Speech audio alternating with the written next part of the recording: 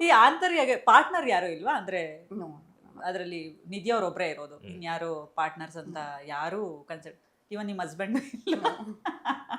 ಅವರೇ ಹೇಳ್ತಾರೆ ಎಷ್ಟೋ ಸಲ, ಬಾ ಇಲ್ಲಿ ಇಲ್ಲಿ ಅದಿದೆ, ಇನ್ನು ಅದು ನೋಡ್ಕೊ ಇದು ನೋಡ್ಕೊಳ್ಳೋಣ, ಬಟ್ ಮೈನ್ ನಿಂದೆ ಇರಲಿ. ನಮ್ದು ಒಂದು ಏನು IT ಸೆಕ್ಟರ್ ನಾನಿದ್ದೀನಿ, ನಾನು ಅದ್ರಲ್ಲಿ ಕಂಟಿನ್ಯೂ ಮಾಡ್ಕೊಂಡು ಹೋಗ್ತೀನಿ, ನೀನು ಇದ್ರಲ್ಲಿ ಇರ್ಬೋದು. ಓಕೆ. It's good. ಅವ್ರದ್ದು ಒಂದು ಡಿಫ್ರೆಂಟ್ ಮೋಡ್ ಆಫ್ ಇನ್ಕಮ್, ನಂದು ಒಂದು ಡಿಫ್ರೆಂಟ್ ಮೋಡ್ ಆಫ್ ಇನ್ಕಮ್. ಅದು ಅದು ತುಂಬ ವಿಷಯಗಳು ಸೆಗ್ರಿಗೇಟ್ ಆಗಿ ಕೂತ್ಕೊಳ್ಳುತ್ತೆ ಹಾಗಿದ್ದಾಗ. ನಾನು ನೋಡಿದ್ದೀನಿ ಇಬ್ರದ್ದು ಒಂದೇ ಥರ ಇನ್ಕಮ್ ಇದ್ದಾಗ ಅಥವಾ ಒಂದೇ ಡಿಪಾರ್ಟ್ಮೆಂಟಲ್ಲಿ ಇನ್ಕಮ್ ಇದ್ದಾಗ ಏನಾಗುತ್ತೆ ಅಂದರೆ, ಈಗ ಧೋನಿ ಒಂದೇ ಥರ ಇರಲ್ಲ, ಸ್ವಲ್ಪ ಆ ಕಡೆ ಈ ಕಡೆ ಆದಾಗ ಒಬ್ರಿಗೊಬ್ರು ಫಿನಾನ್ಷಿಯಲಿ ಸಪೋರ್ಟ್ ಮಾಡ್ಬೋದು. At the same time power couple ಥರನೂ ಇರ್ತಾರೆ ತುಂಬ ಜನ. ಒಂದೇ ಬಿಸ್ನೆಸ್ನ ಇಬ್ಬರು ಸೇರಿಕೊಂಡು ಈಗ ಇವಾಗ ಏನು ನಡೀತದೆ ಅದಕ್ಕಿಂತ ದುಪ್ಪಟ್ಟು ನಡೆಯೋ ಥರನೂ ಮಾಡ್ಕೋಬೋದು, ಇಲ್ಲ ಅಂತ ಅಲ್ಲ. ಬಟ್ ನಮ್ಮ ಅಜೆಂಡಾ ಈ ಥರ, ನಮ್ಮ ಥಿಯರಿ ಈ ಥರ, ದಟ್ ಅವ್ರಿಗೂ ಒಂದು ಐಡೆಂಟಿಟಿ ಅನ್ನೋದಿರಬೇಕು. ಈಗ ಈಗ ಏನೇ ಆದ್ರೂ ನಾಳೆ ದಿನ ಒಂದು ಐಡೆಂಟಿಟಿ ಅಂತ ಬಂದಾಗ ಅವ್ರಿಗೊಂದು ಪ್ರಾಪರ್ ಜಾಬ್ ಇದೆ ಅಥವಾ ಅವ್ರದ್ದಂತ ಒಂದು ಸೆಲ್ಫ್ ಐಡೆಂಟಿಟಿ ಇದೆ. ಅವ್ರು ಓದಿರೋದು ಅವ್ರು ಮಾಡ್ಕೊಂಡು ಬರ್ತಾ ಇದ್ದಾರೆ, ನಾನು ಮಾಡಿರೋದು ನಾನು ಸಪ್ರೇಟಾಗಿ ಮಾಡ್ಕೊಂಡು ಬರ್ತಾ ಇದ್ದೀನಿ. ಅದು it is good in a way ಅಂತ ನಮ್ಗನ್ಸುತ್ತೆ. ನೋಡೋಣ ಇನ್ ಫ್ಯೂಚರ್ ತುಂಬ ಹೆಕ್ಟಿಕ್ ಆದರೆ ಸ್ವಲ್ಪ ರಿಕ್ವೆಸ್ಟ್ ಮಾಡ್ಕೋತೀನಿ ಇವರಿಗೆ, ಕಮ್ ಜಾಯಿನ್ ಅಂತ ನಾನೇ ಕೇಳ್ಕೊಂತೀನಿ. ಎಷ್ಟೊಂದ್ಸಲ ಅನ್ಸಿದೆ ನಮ್ಮಿಬ್ರಿಗೂನು, ಬೇಡ ಕೆಲಸ, ಅವ್ರಿಗೂ ಪಾಪ ಸ್ಟ್ರೆಸ್ ಆದಾಗ ಅವ್ರು ಹೇಳ್ತಾರೆ, ನನಗೆ ಈ ಕಡೆ ಸ್ಟ್ರೆಸ್ ಆದಾಗ ಯಾರು ಇಲ್ಲ ನೋಡ್ಕೊಳ್ಳೋಕೆ ಅಂತ ಒಂದೊಂದ್ಸಲ ಅಂದಾಗ ಅನ್ಸುತ್ತೆ. ಬಟ್ ಅದೇ ಬ್ಯಾಲೆನ್ಸ್ ಮಾಡಕ್ಕೆ ಟ್ರೈ ಮಾಡ್ತೀವಿ. ಅವಾಗ ಅವ್ರೊಂದು ಸ್ವಲ್ಪ ಅವ್ರ ಆಫೀಸಲ್ಲಿ ರಜಾ ತಗೊಳ್ತಾರೆ, ಏನಾದ್ರು ಲೀವ್ಸ್ಗಳು ಉಳಿಸ್ಕೊಂಡಿರ್ತಾರಲ್ಲ, ಅಥವಾ ವೀಕೆಂಡ್ಸಲ್ಲಿ ಬಂದು ಸಪೋರ್ಟ್ ಮಾಡ್ತಾರೆ. ಈ ಥರನೇ ನಡ್ಕೊಂಡು ಹೋಗ್ತಿದೆ, ಹೀಗೆ ಚೆನ್ನಾಗಿದೆ. ಇನ್ನೇನು ದುಡುಕಿ ಬೇರೆ ಡಿಸಿಷನ್ಗೆ ಹೋಗೋದು ಬೇಡ ಅನ್ನೋದು ಓಕೆ ಡಿಸಿಷನ್. ನೈಸ್. ಇನ್ನು ನೀವು ಡಿಸೈನರ್ ಅಥವಾ ಹೇಗೆ ಬೇಸಿಕಲಿ ಇದನ್ನ ಸ್ಟಾರ್ಟ್ ಮಾಡೋದಕ್ಕೆ ಇಸ್ ದೇರ್ ಎನಿ ಮೋಟಿವೇಶನ್ ಅಥವಾ ಹೇಗೆ ಅಂತ? ನಾನು ಇದೇ ಓದಿರೋದು, ನಾನು BSc ಇನ್ ಫ್ಯಾಷನ್ ಟೆಕ್ನಾಲಜಿ ಮಾಡಿರೋದು. ಸೊ ನಾನು ಇದೇ ಡಿಗ್ರಿ ಮಾಡಿರೋದು 3 years, ಆ್ಯಂಡ್ ಆಫ್ಟರ್ PU ನಾನು ಇದೇ ಫ್ಯಾಷನ್ ಡಿಗ್ರಿನೇ ಮಾಡಿರೋದು. ಸೊ ನನಗೆ ಆ ಥರ ಪ್ಯಾಷನ್ ಇತ್ತು. ಬಟ್ ಏನಂದರೆ ನನಗೆ ಫ್ಯಾಷನ್ ಡಿಸೈನಿಂಗ್ ಅಂತ ಒಂದು ಕೋರ್ಸ್ ಇರುತ್ತೆ ಅಂತ ಗೊತ್ತಿರಲಿಲ್ಲ. ಅದು ನಾನು ತುಂಬ ಕಡೆ ಹೇಳ್ಕೊಂಡಿದ್ದೀನಿ. ನನ್ನ ಬ್ರದರ್ ನನಗೆ ಇದನ್ನು ಇಂಟ್ರೊಡ್ಯೂಸ್ ಮಾಡಿದ್ದು. ಸೊ ಈ ಥರ ಫ್ಯಾಷನ್ ಡಿಸೈನಿಂಗ್ ಅಂತ ಒಂದು ಕೋರ್ಸ್ ಇದೆ, ನೀನು ನೋಡು, ನಿಂಗೆ ತುಂಬ ಚೆನ್ನಾಗಿ ಸೂಟ್ ಆಗುತ್ತೆ. ನಾನು ಆಗಿಂದ ಒಂಥರ ಅಲಂಕಾರ ಪ್ರಿಯ ಥರ, ಎಲ್ಲ ರೆಡಿಯಾಗಿ ಹೋಗೋದು, ಆಕ್ಸೆಸರೈಸ್ ಮಾಡ್ಕೊಳ್ಳೋದು, ರೆಡಿ ಆಗೋದಂದ್ರೇ ಏನೋ ಖುಷಿ ನನಗೆ ಆ ಥರ. ಸೊ ಇದು ನಿನಗೆ ಸೂಟ್ ಆಗುತ್ತೆ ನೋಡು ಅಂತ ನನ್ನ ಅಣ್ಣ ಹೇಳಿದ್ದ. ಆ್ಯಂಡ್ ಮನೇಲೂ ಅಷ್ಟೇ ತುಂಬ ಸಪೋರ್ಟ್ ಮಾಡಿದ್ರು, ನಿಂಗೇನು ಇಷ್ಟ ನಿನ್ನ ಕರಿಯರ್ ನೀನು ಚೂಸ್ ಮಾಡು ಅಂತ ಹೇಳಿದ್ರು. ಸೊ ಅವನ ಸಜೆಷನ್ ಮೇಲೆ ಆ್ಯಂಡ್ ಪಪ್ಪ ಮಮ್ಮಿ ಸಪೋರ್ಟ್ ಮಾಡಿದ್ಮೇಲೆ ದೆನ್ ಐ ಚೋಸ್. ಅವನೇ ಎಲ್ಲ ಕಾಲೇಜ್ ಯಾವಾಗ ಹೋಗಬೇಕು, ಏನು ಹೋಗಬೇಕು ಎಲ್ಲ ಅವನೇ ಹುಡುಕಿ ಇಟ್ಟಿದ್ದ. Then I just chose. ಅದಾದ್ಮೇಲೆ ಹೋದ್ಮೇಲೆ ಗೊತ್ತಿದ್ದು ನನಗೆ ಫ್ಯಾಷನ್ ಅನ್ನೋದು ಒಂದು ಡಿಗ್ರಿ, ಇದರಲ್ಲೂ ಸ್ಕೋಪ್ ಇದೆ, ಇದರಲ್ಲೂ ಒಂದು ಕರಿಯರ್ ಇದೆ ಅಂತ ಅಂದ್ಬಿಟ್ಟು. ಈಗೆಲ್ಲ ಗೊತ್ತಾಗ್ಬಿಟ್ಟಿದೆ, ಆಗ ನಿಜ ಗೊತ್ತಿರ್ತಿರ್ಲಿಲ್ಲ. ಅರೌಂಡ್ 8-9 years ago ನಿಜ ಗೊತ್ತಿರ್ತಿರ್ಲಿಲ್ಲ. ಸೊ ನಮಗೆ ಅದು ಚೂಸ್ ಮಾಡಿದ್ದು ಒಳ್ಳೇದೇ ಆಯಿತು. ಆ್ಯಂಡ್ ನಾನು ಆಗಲೇ ಆ್ಯಕ್ಟಿಂಗ್ ಅಂತ ಹೇಳಿದ್ನಲ್ಲ, ಅದು ಅಷ್ಟೇ. ಇನ್ನೇನು ನಾನು ಯಾವುದೋ ಒಂದು ಸೀರಿಯಲ್ಗೆ ಇನ್ನೇನು ಸೆಲೆಕ್ಟ್ ಆಗಬೇಕಿತ್ತು, ಇನ್ನೇನು ಆಂತರ್ಯನೂ ಓಪನಿಂಗ್ ಅವತ್ತೇ ಇತ್ತು, ಒಂದು 2 days ಬಿಟ್ಕೊಂಡಿತ್ತು. ಇವರು 2 days ಆದಮೇಲೆ ನೀವು ಸೆಲೆಕ್ಟ್ ಆದ್ರಿ ಅಮ್ಮ ಅಂತ ಹೇಳಿದ್ರು. ಈ ಕಡೆ ಇದ್ದ ಅನ್ನೋ ಅಷ್ಟರಲ್ಲಿ ನನಗೆ ಅನ್ನಿಸ್ತು ಬೇಡ, ಏನೋ it's not my cup of tea ಅಂತ ನನಗೆ ಅನ್ನಿಸ್ತು. So then I chose. So ನೀವು ಸೀರಿಯಲ್ ಕೂಡ ಸೆಲೆಕ್ಟ್ ಆಗಿದ್ರಿ, ಹೋಗ್ಲಿಲ್ಲ? ಹಾಂ ಹೌದು. ಸೊ ಒಂದು ಒಳ್ಳೆ ಪ್ರೊಡಕ್ಷನ್, ತುಂಬ ಒಳ್ಳೆ ಪ್ರೊಡಕ್ಷನ್. ಅಲ್ಲಿ ಒಂದು ಮೇಜರ್ ಚೆನ್ನಾಗಿ ಓಡ್ತು ಆ ಸೀರಿಯಲ್ಲು. ಸೊ ಅಲ್ಲಿ ಸೆಲೆಕ್ಟ್ ಆಗಿದ್ವಿ. ದೆನ್ ಅದೇ ನಂಗೆ ಏನು ಮಾಡಿದ್ರು ಅಂದರೆ ಡಿಲೇ ಮಾಡಿಬಿಟ್ರು ಅವ್ರು ಹೇಳೋದು. ಆ್ಯಂಡ್ ನಾನು ಯಾವ ಥರ ಪರ್ಸನ್ ಅಂದರೆ, ನಾನು ತುಂಬ ಡಿಸಿಪ್ಲಿನ್ಡ್ ಪರ್ಸನ್. ನನಗೆ ಒಂಚೂರು ಆ ಕಡೆ ಈ ಕಡೆ ಹೋಗಬಾರ್ದು. Very particular, very disciplined, and I expect people also to be around with me like that. ಅದಿಲ್ಲ, ಅದು ಯಾವಾಗ ಮಾಡ್ಬೋದು, ನಾನು ನನ್ನದೇ ಕಂಪ್ನಿ ಬಿಲ್ಡ್ ಮಾಡಿ ನಾನು ಮಾಡ್ಬೋದು. ನಾನು ಬೇರೆ ಕಂಪ್ನಿಲಿ ವರ್ಕ್ ಮಾಡ್ತಿದ್ದೀನಿ ಅಂದಾಗ ನಾನು ಅದು ಎಕ್ಸ್ಪೆಕ್ಟ್ ಮಾಡೋಕ್ಕಾಗಲ್ಲ. ಇದೇ ಆಗ್ತಿದ್ದು ನನಗಿದೆ ಎಕ್ಸ್ಪೀರಿಯನ್ಸ್ ಆಗಿರೋದು. ನಂಗೆ ಗೊತ್ತಿಲ್ಲ ಬೇರೆ ಆ್ಯಕ್ಟರ್ಸಿಗೆ ಯಾವ ಥರ ಎಕ್ಸ್ಪೀರಿಯನ್ಸ್ ಆಗಿದೆ ಅಂತ. This is my experience. ಈಗ ಆಡಿಷನ್ಸಲ್ಲೇ ದಟ್ ನಾನು ಮಾರ್ನಿಂಗ್ 5 o'clock ಹೋದರೆ ಈವ್ನಿಂಗ್ ಮಾರ್ನಿಂಗ್ ಒಂದು 10 o'clock ಹೋದರೆ ಈವ್ನಿಂಗ್ 5 o'clock ಆಡಿಷನ್ಸ್ ತೊಗೊಳ್ಳೋರು. ಹೌದು. ಸೊ ಹಾಗೆ. ಆ್ಯಂಡ್ ಕೆಲವ್ರು ಹೇಳ್ತಾರೆ ದಟ್ ಇದೆಲ್ಲ ಕಾಮನ್, ಇವೆಲ್ಲ ಸ್ಟ್ರಗಲ್ ಮಾಡಿದ್ರೇ ನೀವು ಮುಂದಕ್ಕೆ ಹೋಗೋದು ಅಂತ. ಬಟ್ ಲೈಕ್ ಐ ಟೋಲ್ಡ್, ಆ ಸ್ಟ್ರಗಲ್ನ ಯಾಕೆ ಅಷ್ಟೊಂದು ಗ್ಲೋರಿಫೈ ಮಾಡ್ತಿದ್ದೀರಾ? ಒಂದು ಮನುಷ್ಯನ ನೀವು 10 ಗಂಟೆಗೆ ಕರೆಸ್ಬಿಟ್ಟು 5 ಗಂಟೆಗೆ ನೀವು ಆಡಿಷನ್ ತಗೋತೀರಾ ಅಂದ್ರೆ ಆ ಪರ್ಸನ್ ಏನು ಬೆಳೆದೇನೂ ಇರಬಹುದು, ಬಟ್ ಸ್ಟಿಲ್ ಆ ಪರ್ಸನ್ ಒಂದು ವ್ಯಾಲ್ಯೂ ಇಲ್ವಾ? ನಿಮ್ ಅವರೆಲ್ಲ ಕೆಲಸ ಬಿಟ್ಟು ಬಂದಿರ್ತಾರೆ. ಅಂಡ್ ನಿಮ್ದು ಏನಿದೆ ಒಂದು ಟೈಮಿಂಗ್ ಹೇಳಿ. ಆ ಥರ ನಾನು ಎಷ್ಟೊಂದು ಸಲ ಜಗಳಾಡ್ ಬಂದ್ಬಿಟ್ಟಿದ್ದೀನಿ. I voice out lot of things. ನಾನು ಬೈದೇ ಬಂದ್ಬಿಡ್ತೀನಿ ಯಾರಿಗಾದ್ರೂ ಬೇಕಾದ್ರೆ ಈ ಥರ ಇದ್ರೆ. ಇವರು ಎಷ್ಟೊಂದು ಕಡೆ ಇವರು ಬಾ ಬಾ ಬಾ ಅಂತ ಹಿಂಗೆ ಕರ್ಕೊಂಬರ್ತಿರ್ತಾರೆ. ನಾನು ಬೈದೇ ಬಂದ್ಬಿಟ್ಟಿರ್ತೀನಿ ಬೇಕಿದ್ರೆ. ನಾನು ಅವಾಗೆಲ್ಲ ನಂಗೆ ತುಂಬ ಬೇಜಾರಾಗೋದು. ಏನು ಇಷ್ಟೊತ್ತು ವೆಯ್ಟ್ ಮಾಡಿಸ್ತಾ ಇದ್ದಾರೆ ಇವರು, ಇದು this is then I thought this is not my cup of tea. And ಈ ಶೂಟಿಂಗ್ ನಡೆಯೋದೆಲ್ಲ ನೋಡ್ತಿದ್ದೆ ನಾನು ಸ್ವಲ್ಪ. ಅದೇ ಸೇಮ್ ಮಾರ್ನಿಂಗ್ ಇಂದ ಈವ್ನಿಂಗ್ ವರ್ಗು ಒಂದೇ ಸೆಟ್ಟಲ್ಲಿ ಇರುತ್ತೆ. ನನಗದು ಹೊಂದಾಣಿಕೆ ಆಗ್ತಾ ಇರಲಿಲ್ಲ. ದಟ್ಸ್ ನಾಟ್ ಮೀ ಅನ್ನಿಸ್ತಿತ್ತು ನನಗೆ. ಆ್ಯಂಡ್ ನನಗದು ಎಕ್ಸೈಟ್ ಅನ್ನಿಸ್ಲಿಲ್ಲ. ನಾನು ಇಲ್ಲೂ ಬೆಳಗ್ಗೆಯಿಂದ ಸಾಯಂಕಾಲದವರೆಗೂ ಇರ್ತೀನಿ, ಬಟ್ ಇದೇನೋ ನಂಗೆ ಎಕ್ಸೈಟ್ ಆಗುತ್ತೆ. Like I told may be that is not my cup of tea. ನನ್ನ ಹಣೆ ಬರದಲ್ಲಿ ಅದು ಬರ್ದಿರ್ಲಿಲ್ಲ. ದೇವರು ಮೇ ಬಿ ನಿಂಗೆ ಇದು ಆಗ್ಬರಲ್ಲ ಅಂತ ಹೇಳಿದ್ರೇನೋ ನಾನು ಇಲ್ಲಿಗೆ ಬಂದೆ. With all due respect to actors, ಅದು ಹೆಂಗೆ ಮಾಡ್ತಾರೆ ನಂಗೆ ನಿಜ ಗೊತ್ತಿಲ್ಲ. ಭವ್ಯಗೌಡ ಅವ್ರನ್ನ ಕೇಳಬೇಕಿತ್ತು. ತುಂಬಾ ಜನ like all my friends are actors ಅಲ್ವಾ. ನಿಜವಾಗ್ಲೂ ಎಷ್ಟು ಎಫರ್ಟ್ಸ್ ಹಾಕಿ ಬೆಳಗ್ಗೆಯಿಂದ ಒಂದೇ ಜಾಗದಲ್ಲಿ ಯಾವಾಗ್ಲೂ ಮೇಕಪ್ ಹಾಕಿ ಹುಷಾರಿಲ್ಲ ಅಂದ್ರೂ ಮಾಡ್ಬೇಕು ಅಂತ ಹೇಳ್ತಾರೆ. ಹೆಂಗ್ ಮಾಡ್ತಿದ್ದಾರೆ, ಅವ್ರ ಡೆಡಿಕೇಶನ್ ಮಾತ್ರ ಮೆಚ್ಚಬೇಕು. ಬಟ್ ನಂಗಂತೂ ನಿಜವಾಗ್ಲೂ ಕಷ್ಟ ಆಗೋಗುತ್ತೆ ಆ ಥರ ಮಾಡ್ಲಿಕ್ಕೆ. ಅದಕ್ಕೆ I choose fashion. Okay, super. Nidhi ಅವರು ಇನ್ನೊಂದು ಪ್ರಶ್ನೆ. ಈಗ AI ಬರ್ತಾ ಇರೋದ್ರಿಂದ, ಬಿಕಾಸ್ ಅವ್ರಿಗೂ ಗೊತ್ತಿರುತ್ತೆ ಅನ್ಸುತ್ತೆ, AI ಬರ್ತಾ ಇರೋದ್ರಿಂದ ಎಲ್ಲ ಕಡೆ ಜಾಬ್ಗಳು ಲೇ ಆಫ್ ಎಲ್ಲ ನಡೀತಾ ಇದೆ.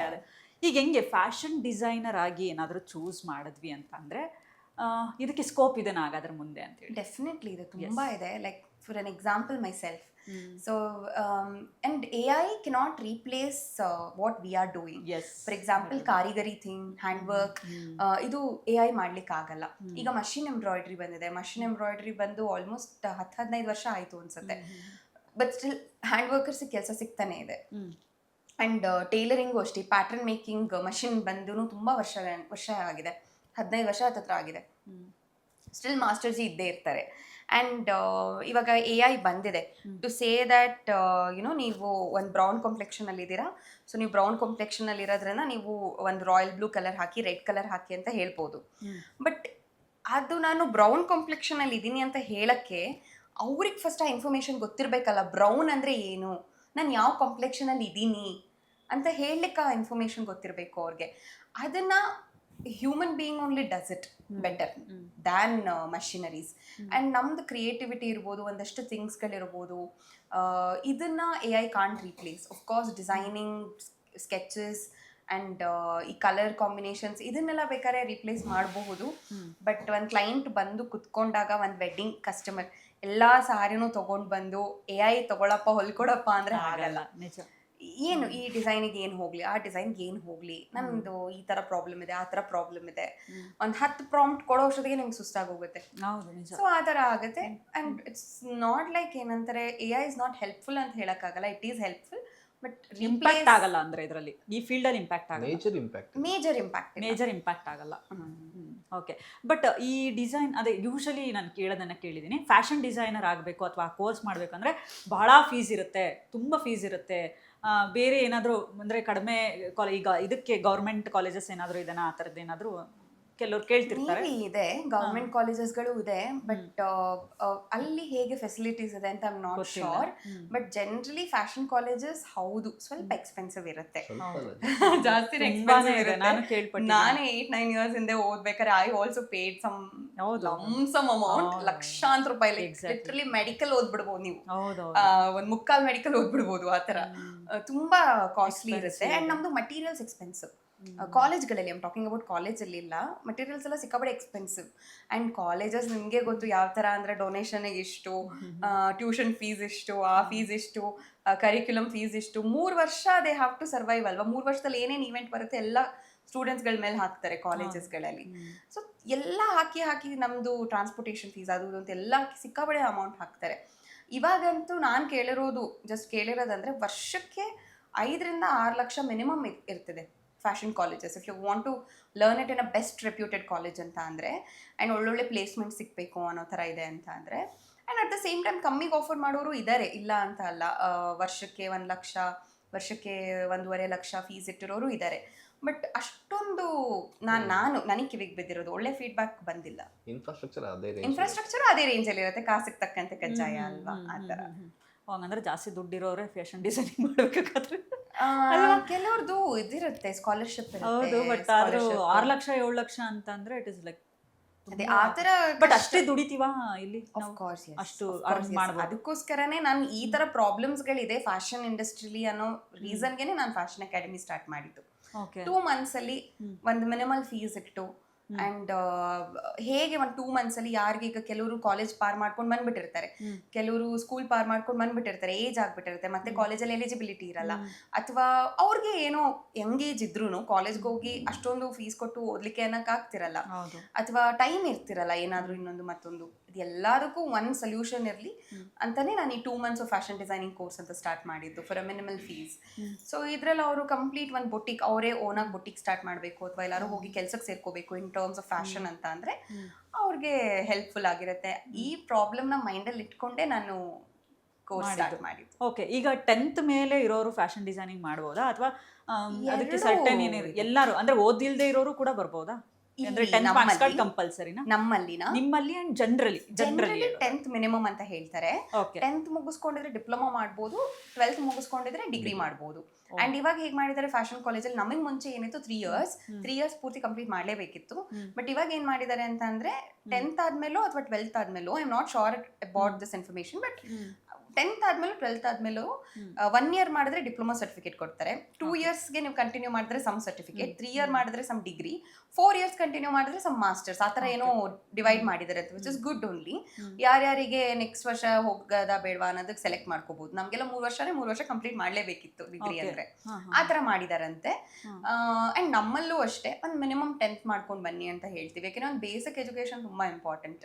ಅವ್ರು ನಾವು ಹೇಳೋದನ್ನ ಬರ್ಕೊಳಕ್, ಅವರು ಓದ್ಲಿಕ್ಕೆ ಅದಕ್ಕಾದ್ರೂ ಬೇಕಾಗತ್ತೆ. ಇಲ್ಲ ಅಂತ ಅಂದ್ರೆ ಗ್ರೂಪ್ ಬ್ಯಾಚ್ ಆಗಿರೋದ್ರಿಂದ ಅವರೇ ಕಷ್ಟಪಡ್ತಾರೆ. ಹಾಗಾಗಿ ಸೊ ಅದು ಓದ್ಲಿಕ್ಕೆ ಬರೀಲಿಕ್ಕೆ ಬರ್ತಿಲ್ಲ ಅಂತ ಅಂದ್ರೆ there are so many government skill ಪ್ರೋಗ್ರಾಮ್ಗಳು ಇರುತ್ತವೆ, ಆ ಥರ ಅದಕ್ಕೂ ಜಾಯ್ನ್ ಆಗ್ಬೋದು. ಅಲ್ಲಿ ಆ ಥರ ಕ್ಯಾಟಗರಿಗೇನೆ ಸ್ವಲ್ಪ ಟೈಮ್ ತಗೊಂಡು ಟ್ರೈನ್ ಮಾಡೋರು ಇರ್ತಾರೆ. ಈಗ ಕಂಪ್ನಿಗಳಲ್ಲಿ ಕೆಲಸ ಸಿಗೋದು ಕಷ್ಟ ಅಂತ ಕೇಳ್ತೀವಿ. ಎಲ್ಲರಿಗೂ ಕಷ್ಟ ಆಗೋಗಿದೆ ಇವಾಗ. IT ಪೀಪಲ್ ಕಷ್ಟ ಆಗಿದೆ. ಇವರು ಇಲ್ಲಿ ಎಸ್ಪೆಷಲಿ ಫ್ಯಾಷನ್ ಇದರಲ್ಲಿ ಸ್ವಲ್ಪ ಸೆಲೆಕ್ಟ್ ಅಂದ್ರೆ ಕಂಪ್ನೀಸ್ಗಳು ತುಂಬಾ ಕಡಿಮೆ ಇರುತ್ತಂತೆ.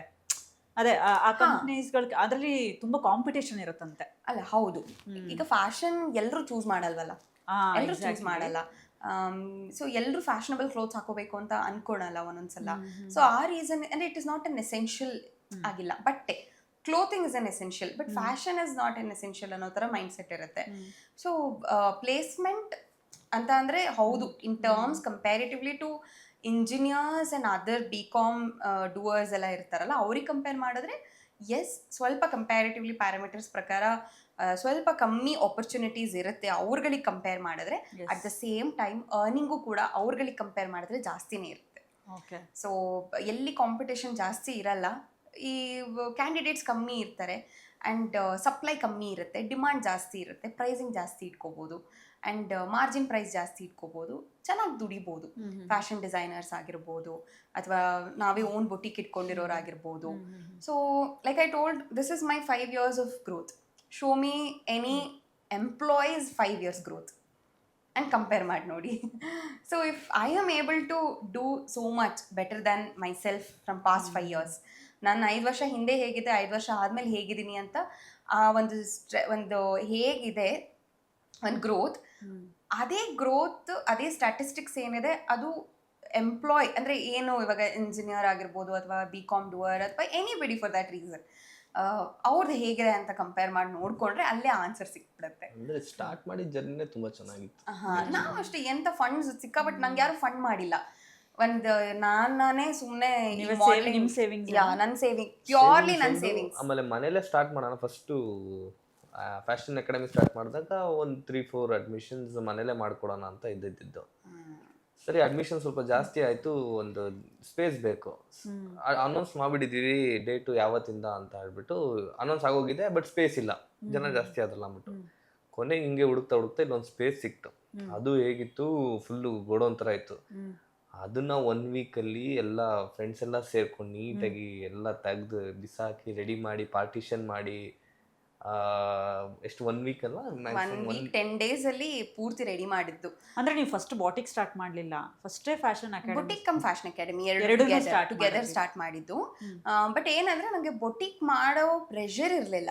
ಬಟ್ ಅಕಾಡೆಮಿ ಅದೇ ನಾನು ಹೇಳಿದ್ನಲ್ಲ, ಈ ಥರ ಎಲ್ಲ ಪ್ರಾಬ್ಲಮ್ಸ್ ಆಗ್ತಿರೋದ್ರಿಂದನೇ ಒಂದು ಮಾಡೋಣ ಅಂತ ಅನ್ಕೊಂಡಾಗ ಅಕಾಡೆಮಿ ಕಮ್ ಬೊಟಿಕ್ ಥರನೇ ಮಾಡೋಣ ಅಂತ ಅನ್ಕೊಂಡಿದ್ವಿ. ಬಟ್ ಯಾವಾಗ ಅಕಾಡೆಮಿ ಅಂತ ಅನೌನ್ಸ್ ಮಾಡಿದ್ವಿ, ಅಡ್ಮಿಷನ್ಸ್ ಆಗೋಕ್ಕೆ ಸ್ಟಾರ್ಟ್ ಆಯಿತು, ಪ್ರೆಷರ್ ಬಂದ್ಬಿಡ್ತು. ಒಂದು ಡೇಟ್ ಕೊಟ್ಬಿಟ್ಟಿದ್ದೀವಿ ಅವ್ರಿಗೆಲ್ರಿಗೂ, ಇವತ್ತಿಂದ ಕ್ಲಾಸ್ ಸ್ಟಾರ್ಟ್ ಮಾಡ್ತೀವಿ ಅಂತ.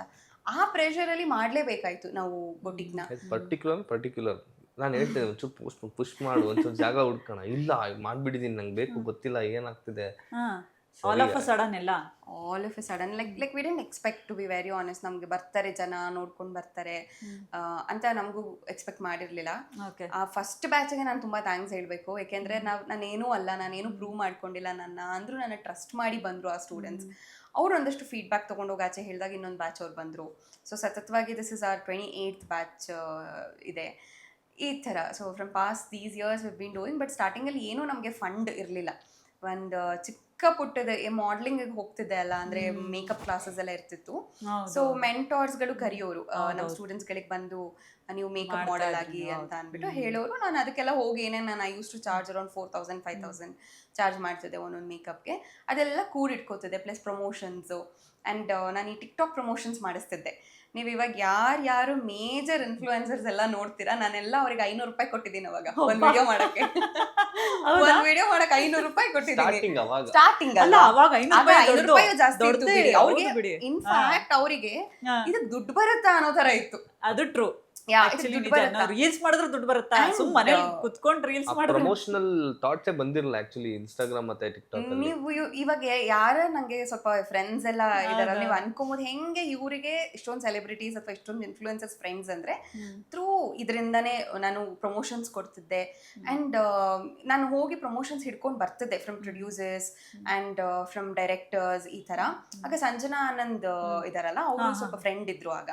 ಅಂಡ್ ಅವರು ತುಂಬಾ ಕಾಂಟ್ಯಾಕ್ಟ್ಸ್ಗಳನ್ನ ಸೋಷಲೈಸ್ ಮಾಡ್ಕೊಡ್ಲಿಕ್ಕೆ ನಮಗೆ ಹೆಲ್ಪ್ ಮಾಡಿದ್ದಾರೆ. ಕಾಂಟ್ಯಾಕ್ಟ್ಸ್ಗಳು ಫೆಚ್ ಮಾಡ್ಕೊಡ್ಲಿಕ್ಕೆ. ಮೂವೀಸ್ ಮಾಡೋರಲ್ಲ, ಅವ್ರ ಮೂವೀಸ್ ಕಾಂಟ್ಯಾಕ್ಟ್ ಎಲ್ಲ ಕೊಡೋರು, ಅಥವಾ ಅವ್ರ ಫ್ರೆಂಡ್ಗಳು ಕಾಂಟ್ಯಾಕ್ಟ್ ಕೊಟ್ಬಿಟ್ಟು ಈ ಪ್ರೊಡ್ಯೂಸರ್ ಹತ್ರ ನೀವು ಮಾತಾಡಿ ನಿಮ್ಮ ಪ್ರಮೋಷನ್ಸ್ ಬಗ್ಗೆ ಅಂತ. ಆಗ್ಲಿಂದನೂ ನನಗೆ business mind set. I was 18-19 ಏನೋ ಇದ್ದೆ, ಕಾಲೇಜ್ಗೆ ಹೋಗ್ತಿದ್ದೆ ಆಗ. ಸೊ ಪ್ರಮೋಷನ್ಸ್ ಮಾಡ್ಕೊಂಡು ಬಂದು ಇವ್ರುಗಳನ್ನೆಲ್ಲ ಪರಿಚಯ ಮಾಡ್ಕೊಂಡಿದ್ದೆ, ಆಕ್ಟರ್ಸ್ನ ಇವ್ರನ್ನ ಎಲ್ಲ. ಸೊ ಅಲ್ಲಿಂದ ನನ್ನ ಜರ್ನಿ ಸ್ಟಾರ್ಟ್ ಆಗಿದ್ದು. ಅಲ್ಲೂ ಅಷ್ಟೇ ಪ್ರಮೋಷನ್ಸ್ಗಳಿಗೆ ಎಲ್ರಿಗೂ ಕೊಟ್ಟು ಮಾಡಿಸ್ತಾ ಇದ್ದೆ. ಅಂಡ್ ದೆನ್ ಹಾಗೆ ಫ್ರೆಂಡ್ಶಿಪ್ಪು ಕಂಟಿನ್ಯೂ ಆಯಿತು. ದೆನ್ ನಾನು ಬಿಸ್ನೆಸ್ ಮಾಡಿದಾಗ ಇವರೆಲ್ಲ ಪಾಪ ಬಂದು ನಂಗೆ ಸಪೋರ್ಟ್ ಮಾಡಿದ್ರು.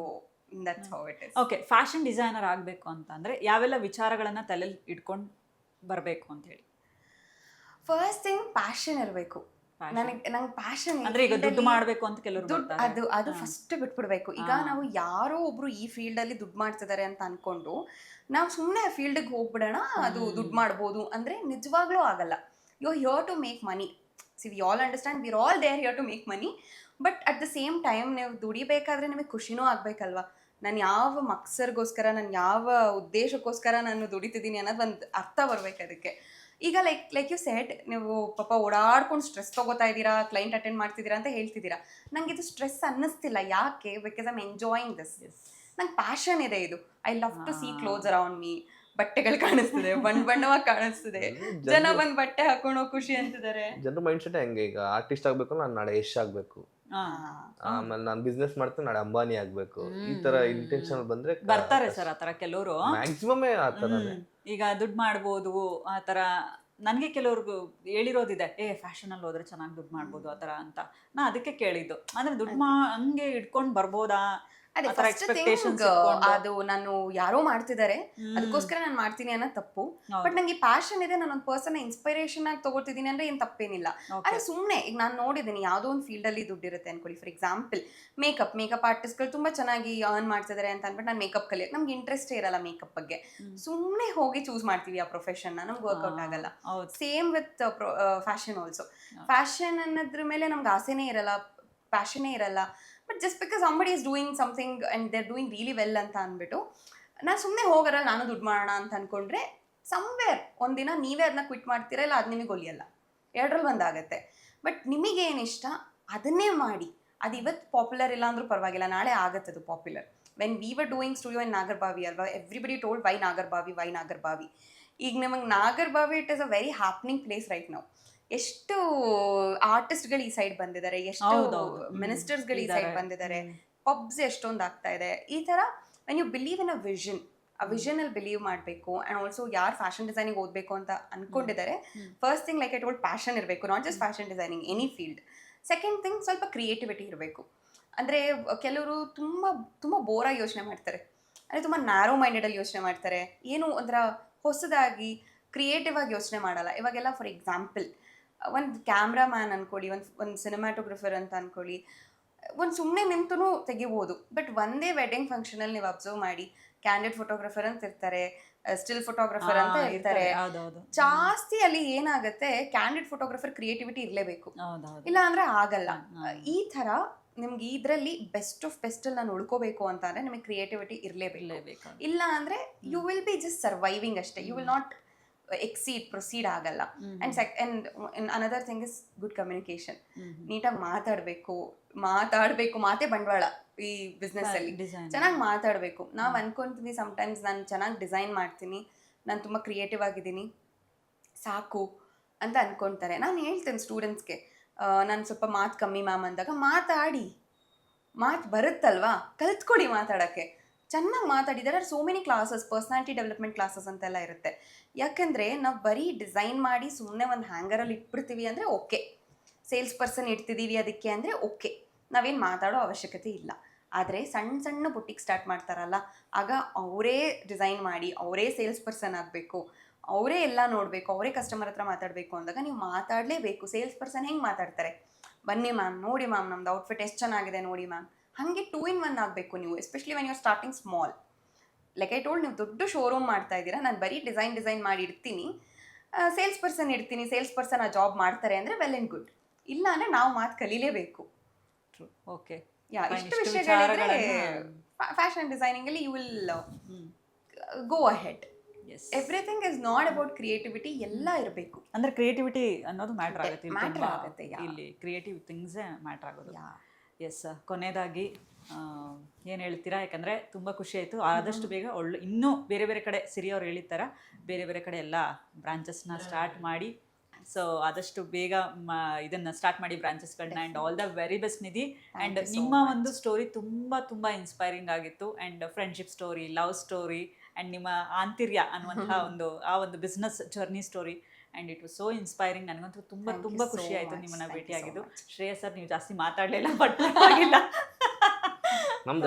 ಅಷ್ಟೇ, ಒಂದೊಂದು ಲೈನ್ ಮಧ್ಯದಲ್ಲಿ ಏನೋ ಕೂತಿದ್ದೀನಿ ಮಾತಾಡೋದಕ್ಕೆ ಥರ ಇದ್ರು. But thank you so much sir. ನನ್ನ ಹಸ್ಬೆಂಡು ಸೇಮ್ ಅದೇ ಥರ, ಅವರು ಕೂಡ IT-ರೇ, ಅವರು ಲ್ಯಾಪ್ಟಾಪು ಮೀಟಿಂಗ್ಸು ಬಿಟ್ಟರೆ ಇನ್ನೇನು ಮಾಡಲ್ಲ. ಸೊ ಅದಿರುತ್ತೆ. Thank you so much sir. Thank you so much Nidhi.